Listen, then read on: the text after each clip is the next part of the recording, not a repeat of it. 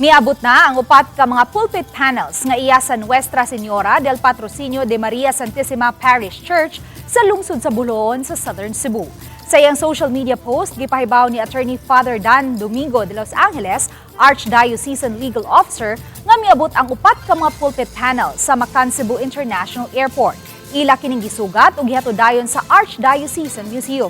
Gibuksan kini aron mahiling og nasuta nga gituman sa National Museum of the Philippines o NMP nga ila kining ipaubos sa restoration sa dili pa iuli sa Archdiocese of Cebu.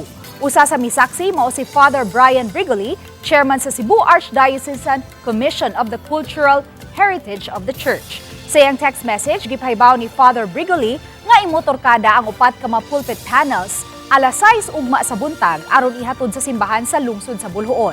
Isunod dayon ang kasaulugan sa Santos nga misa alas 10 sa buntag ugma. Napirmahan na usab ang transmittal letter nga mumatuod nga nahatod na ang upat ka mga pulpit panels dinhi sa Sugbo. Ready to be formally turned over to the Roman Catholic Archbishop of Cebu tomorrow, March 13, 2025.